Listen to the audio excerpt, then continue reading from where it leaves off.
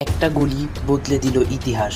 ১৯০৯ সালে হাড় কাঁপানো ঠান্ডায় একজন তরুণ কোরিয়ান জীবন বাজি রেখে ছুটে গেল জাপানি শাসকের সামনে। লক্ষ্য একটাই, কোরিয়ার স্বাধীনতা। এই মুভিতে শুধু প্রতিশোধ নয়, এটা সাহস, আত্মত্যাগ আর ভালোবাসার গল্প। বলছিলাম হারবিন মুভিটির কথা। মুভিটির IMDb রেটিং 6.2 এবং রোটেন টমেটোসে 88% ফ্রেশ। তবে চলুন ঘুরে আসা যাক আজকের এই অসাধারণ মুভির এক্সপ্লেনেশন থেকে।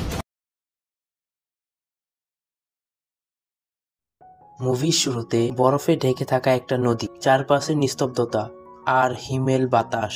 সেই নদীর উপর দিয়ে ধীরে ধীরে হেঁটে যাচ্ছে একজন মানুষ। তার চোখে মুখে চিন্তার ছাপ, শরীরে ক্লান্তি। এই মানুষটি আমাদের গল্পের হিরো অহন। এরপর কাহিনী চলে আসে রাশিয়ার ভ্লাদিস্টিক শহর। ১৯০৯ সালের ১৭ই জানুয়ারি একটি ছোট ঘরে বসে কয়েকজন কোরিয়ান বিপ্লবী আলোচনা করছে অহনকে নিয়ে। লি বলে, আমার মনে হয় অহন মারা গেছে। কিম বলে, না, দেখো, অহন একদিন ফিরে আসবে। তখন পেছন থেকে একজন বলে ওঠে, আমার মনে হয় অহন জাপানি গুপ্তচরদের দলে যোগ দিয়েছে। তা না হলে সে এখনো কেন বাড়ি ফিরে আসছে না। গল্পের আরেক চরিত্র জিন বলে, কারোর সম্পর্কে না জেনে কোনো কথা বলা ঠিক নয়। হতে পারে সে কোনো বিপদে পড়েছে। ঠিক তখনই আমাদের গল্পের হিরো অহন ফিরে আসে। হতবাক হয়ে তার দিকে তাকিয়ে থাকে। সবাই অহনকে দেখে খুশি হয়, কিন্তু কিছু কিছু কমরেড তাকে দোষারোপ করে।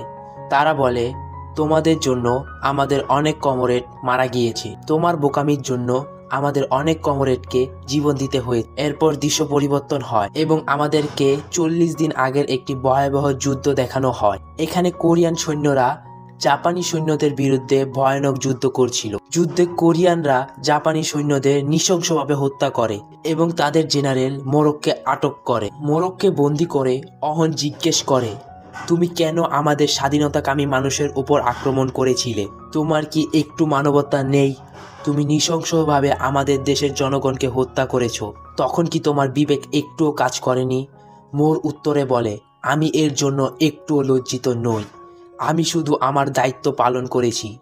তার এমন কথা শুনে লি রেগে মোরকে মারতে আসে, কিন্তু অহন তাকে বাধা দেয় এবং বলে, তাকে মেরো না, আমরা তাকে ছেড়ে দেব, যাতে সে নিজেকে শুধরানোর একটা সুযোগ পায়। অহনের কথা শুনে লি অবাক হয়ে যায়।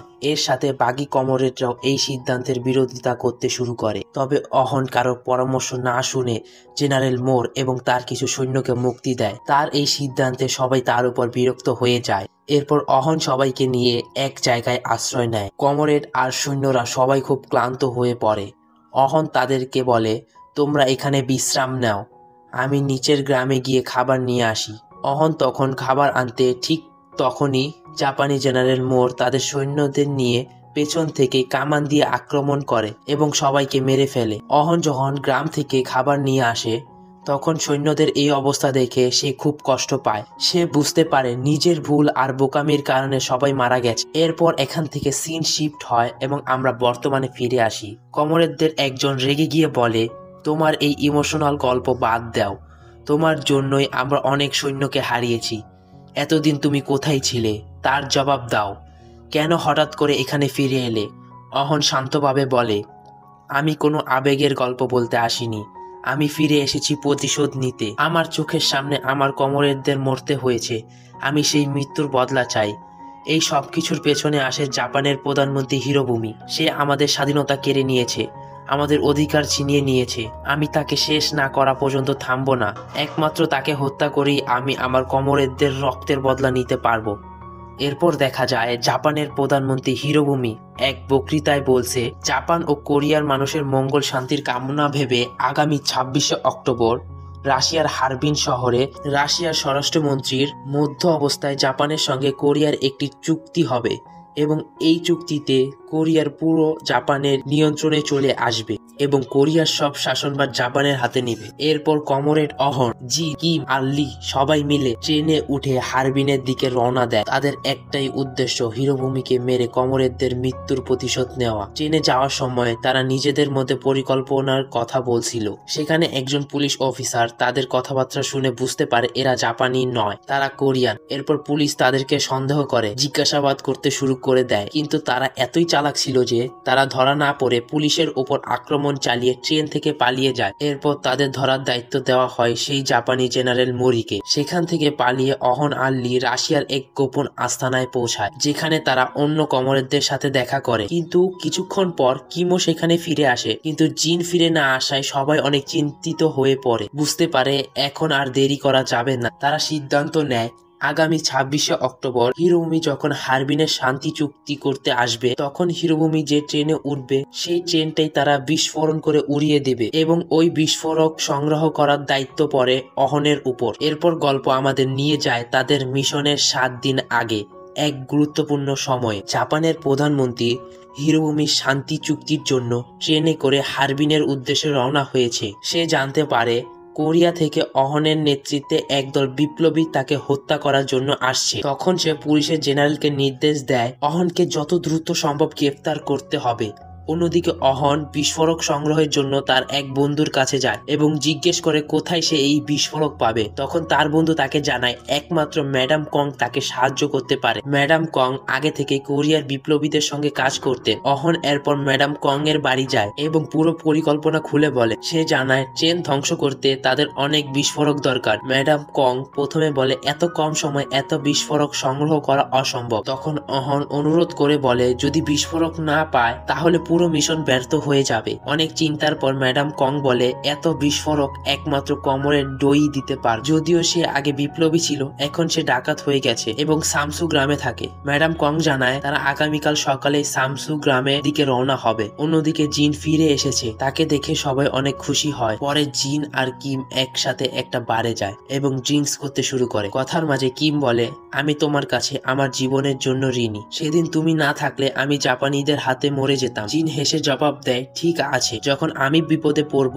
তুমি আমার জীবন বাঁচিয়ে নিও এবং সেই ঋণটা শোধ করে দিও। এরপর আমরা দেখি মিশনের ঠিক 5 দিন আগের ঘটনা। জাপানের প্রধানমন্ত্রী হিরোভূমি জানতে চায় অহনকে এখনো ধরা গেছে কি না। সে পুলিশের উপর প্রচন্ড চাপ দেয় তাকে খুঁজে বের করার জন্য। অন্যদিকে অহন আর ম্যাডাম কং সামসু গ্রামের পথে রওনা দেয় বিস্ফোরক সংগ্রহ করার জন্য। গ্রামটি অনেক দূরে ও দুর্গম হওয়ায় তারা মরুভূমি আর কঠিন পথ পেরিয়ে সন্ধ্যাবেলায় কোথাও একটু বিশ্রাম নেয়। কং বলে হিরোভূমিকে না মারলে কোরিয়ার স্বাধীনতা কখনোই আসবে না। এই স্বাধীনতার জন্য আমরা প্রাণ দিয়েছি, আমাদের যেভাবেই হোক কোরিয়াকে হিরোভূমির হাত থেকে বাঁচাতে হবে। পরের দিন সকালে তারা আবার যাত্রা শুরু করে। গ্রামে পৌঁছে তারা ডটের আস্তানায় যায়। সেখানে তারা দেখে ডট মদ খেয়ে মাতাল হয়ে পড়ে আছে। অহন তাকে দেখে এবং বলে তুমি তো একসময় বিপ্লবী ছিলে, ডাকাত কেন হয়ে গেলে? ডট দীর্ঘশ্বাস ফেলে উত্তর দেয় বিপ্লব আমার সবকিছু কেড়ে নিয়েছে, আমার পরিবার শান্তি সব হারিয়েছি আমি, তাও তো কোরিয়া স্বাধীন হয়নি। অহন ডটের কষ্ট বুঝতে পারে এবং তার কাছে বিস্ফোরক চায়। প্রথমে ডট দিতে রাজি না হলেও শেষ পর্যন্ত সে অহনের অনুরোধে বিস্ফোরক দিতে রাজি হয়। অহন বিস্ফোরক নিয়ে ফিরে আসে গোপন আস্তানা। সেখানে উপস্থিত কমরেডদের সাথে সে দ্রুত বিস্ফোরক গুলো বাক্স ভরে হারবিনে নিয়ে যাওয়ার প্রস্তুতি নিতে শুরু করে। সবাই আশায় বুক বাঁধে যেন সবকিছু ঠিকঠাক ভাবে সম্পূর্ণ হয়, কিন্তু এই আশার মাঝেই হঠাৎ করে ঘটে যায় এক অপ্রত্যাশিত ঘটনা। সো চোখ ফাঁকি দিয়ে সেখানে হাজির হয় জাপানি জেনারেল মোরের কাছে। তাকে দেখে সবার মুখ শুকিয়ে যায়। অহনের মনে তখনই সন্দেহ জন্মে, এখানে নিশ্চয়ই কেউ একজন বিশ্বাসঘাতকতা করেছে, তা না হলে গোপন এই জায়গার খবর মোর কিভাবে পায়, কারা এমন তথ্য দিল। মোর কিছু বুঝে ওঠার আগেই অহন বুদ্ধিমত্তার সাথে কমরেডদের নিয়ে পাল্টা আক্রমণ চালায়। শুরু হয় তুমুল এক যুদ্ধ। গুলি, বিস্ফোরণের ধোঁয়ায় আর চিৎকারে পুরো এলাকা কেঁপে ওঠে। সবাই কোনো মতে পালিয়ে গেলেও লি ধরা পড়ে যায় জেনারেল মোরের হাতে। মোর লিকে ধরে তার মুখ থেকে অহনের অবস্থা জানার চেষ্টা করে। সে চিৎকার করে বলে অহন কোথায়, কিন্তু লি মাথা নত করে বলে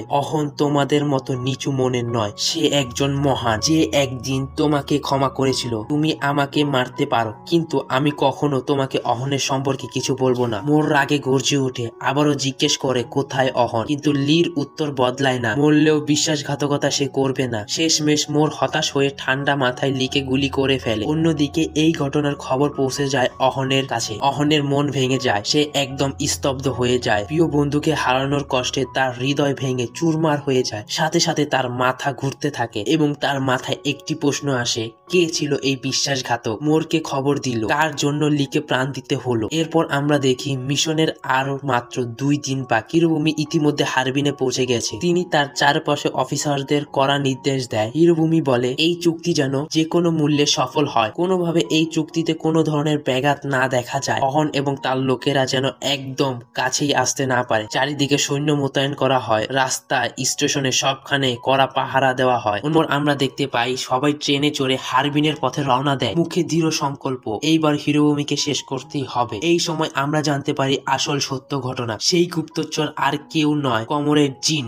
মূলত তারা যখন প্রথমবার কোরিয়া থেকে ট্রেনে করে হারবিনে যাচ্ছিল, তখন পুলিশের সন্দেহ হলে তারা ট্রেন থেকে লাফ দেয়। সবাই পালিয়ে গেলেও জিন ধরা পড়ে যায়। এরপর জাপানি পুলিশ তাকে অমানবিক নির্যাতন করে, মানসিকভাবে ভেঙে দেয়, আর শেষমেশ তাকে বাধ্য করে তাদের হয়ে গুপ্তচর হিসেবে কাজ করার জন্য বলে। জিন ছিল সেই ব্যক্তি যে তাদের গোপন আশ্রয়ের ঠিকানা জেনারেল মোরকে জানায়। সে হচ্ছে বিশ্বাসঘাতক, যার কারণে লিকে হারাতে হয়েছে। এরপর সিন শিফট হয় এবং আমরা ফ্ল্যাশব্যাকে চলে যাই। দেখা যায় জিন মোরের সামনে দাঁড়িয়ে আছে। মোর রেগে গিয়ে হুমকি দিয়ে বলে, তুমি যদি আমাকে অহনের ঠিকানা না দাও, আমি তোমাকে মেরে ফেলবো। জিন তখন বারবার কাপা গলায় বলতে থাকে, আমি সত্যি কিছু জানি না। সেদিন সেই হামলার পর থেকে আমি আর অহনের সঙ্গে দেখা করিনি, কোথায় আছে কিছু জানি না।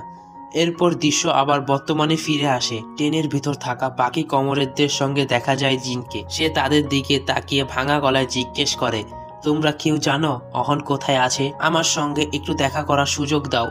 কিন্তু কেউ তার প্রশ্নের কোনো জবাব দেয় না। এরপর ট্রেন একটি স্টেশনে থামে, সবাই ট্রেন থেকে নেমে পড়ে। জিন তখন আবার বেকুল হয়ে জিজ্ঞেস করে, আমরা কোথায় যাচ্ছি? এখন আমাদের পরবর্তী পরিকল্পনা কি? তখন কিম ধীর কণ্ঠে জবাব দেয়, আমরা অহনের কাছে যাচ্ছি। এই গুরুত্বপূর্ণ খবরটি দ্রুত জেনারেল মোরের কাছে পৌঁছে যায়। অন্যদিকে অহনের কাছে পৌঁছাতে তারা যখন ট্রেন ধরতে যায়, তখন তারা দেখতে পায় নির্ধারিত ট্রেন ইতিমধ্যে ছেড়ে দিয়েছে। বাধ্য হয়ে সবাইকে পরবর্তী ট্রেনের জন্য অপেক্ষা করতে হয়। এই সুযোগ কিম জিনের দিকে এগিয়ে যায়, তার চোখে মুখে তীব্র রাগ ও হতাশা।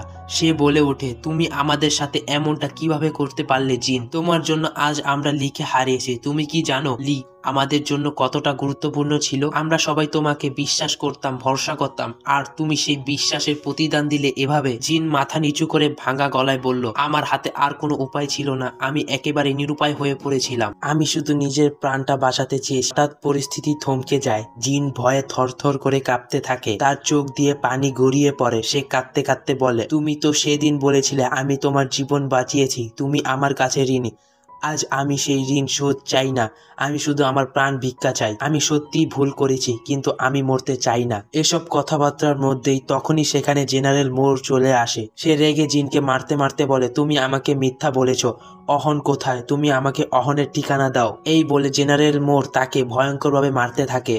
অন্যদিকে আমরা অহনকে হারবিন রেল স্টেশনে দেখতে পাই। সেখানে কং ও তার সাথে উপস্থিত ছিল। আসলে এইসব পরিকল্পনা অহনের ছিল, যাতে সে জিনকে দিয়ে জেনারেল মোরকে ভুল তথ্য হিরোভূমির কাছ থেকে দূরে রাখতে পারে। আর অহনের আগে থেকেই জানতো যে জিন তাদের সাথে বিশ্বাসঘাতকতা করেছে, সেজন্য সে জিনকে ব্যবহার করে মোরকে হিরোভূমির কাছ থেকে দূরে রেখেছিল, যাতে সে খুব সহজেই তাকে হত্যা করতে পারে। অহন এবং কং এক জায়গায় বসে কিছু কথা বলছিল। অহন কংকে বলে, এটা সম্ভবত আমাদের শেষ দেখা। আমি তোমাদের উপকার কখনো ভুলবো না। তুমি যেভাবে আমাকে সাহায্য করেছো তাতে আমি চিরকাল কৃতজ্ঞ। যদি তুমি না থাকতে আমি কখনো হিরোভূমির কাছাকাছি পৌঁছাতে পারতাম না। এসব কথা বলার পর কিছুক্ষণ চুপ করে থাকে।